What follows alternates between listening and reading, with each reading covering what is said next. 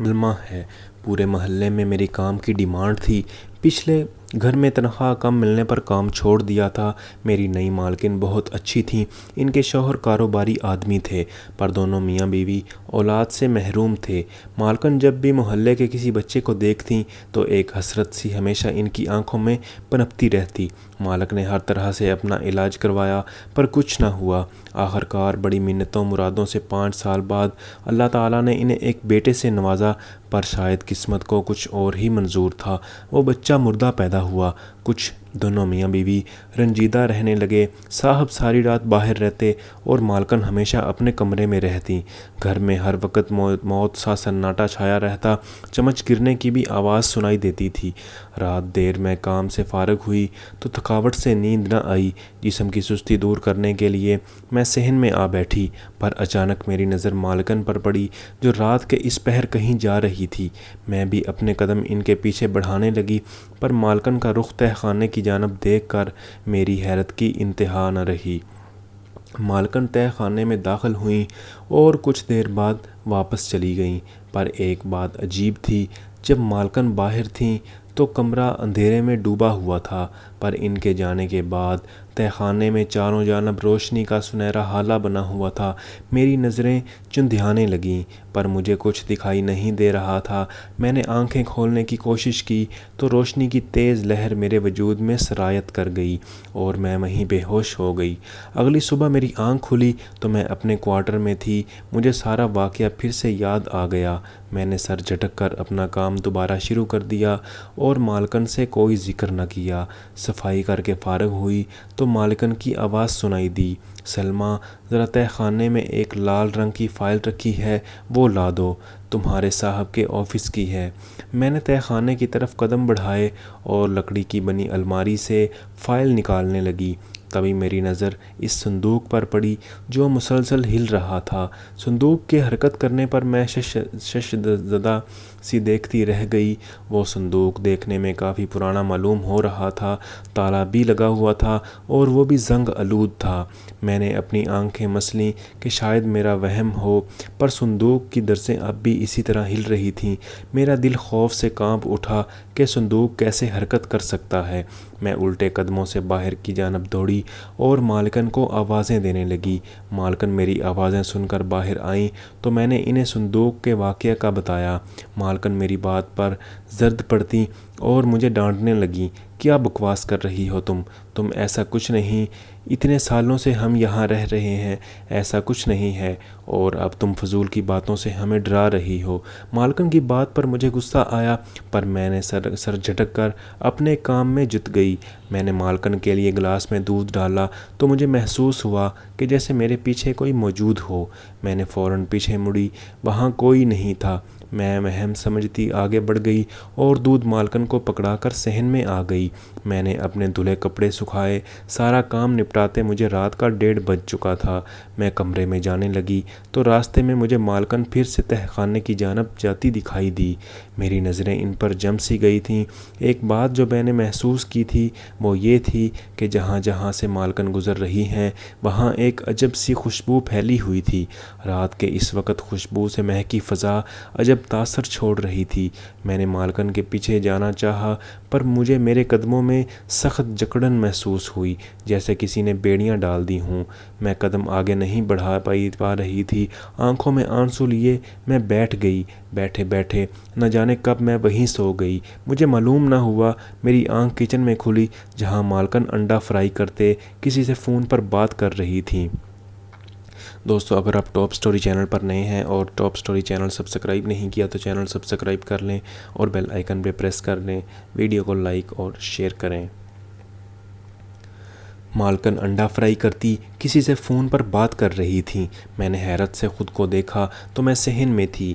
"تو یہاں کیسے آئی؟" میرے دماغ میں جھگڑ چل رہے تھے کہ یہ سب ہوا کیا تھا۔ مالکن نے مجھے دیکھا تو مسکراتے ہوئے بولیں، "ہو گئی نیند پوری؟" ان کی ہنسی میں کچھ تھا جو خاص تھا، جیسے کچھ جتا رہی ہوں۔ مجھے پتہ نہیں چلا وہ کب نکل کر چلی گئیں۔ میری نظروں نے دور تک ان کا پیچھا کیا۔ وہ خوشبو کا جھونکا مجھے خود کے اطراف محسوس ہوا۔ میں نے چونک کے چاروں طرف دیکھا۔ کوئی ذی روح موجود نہ تھا۔ میری حالت بے حد مضطرب تھی، سوچ کر تھک گئی تھی ایسا کون سا راز اس صندوق کا تھا، اس روشنی کے حالے کا تھا، کیا تھا اس صندوق میں، اور مالکن وہ کیوں ایسا کر رہی تھیں جیسے کوئی گہرا راز چھپا رہی ہوں، ایسا کیا ہو سکتا ہے؟ میں سوچتے ہوئے سبزیاں کاٹنے لگی، پر ایک لمحے کے لیے مجھے محسوس ہوا کسی نے میرے ہاتھ پر کچھ لکھا ہو۔ میں نے چونک کر سر اٹھایا پر وہاں کوئی نہیں تھا۔ مجھے ابھی بھی اپنے ہاتھ پر کچھ ٹھنڈک محسوس ہو رہی تھی۔ میں نے چھری دور پھینکی اور کمرے میں آ کر خود پر دم کرنے لگی۔ میں نے خود پر دم کیا اور کپڑے دھونے چلی گئی۔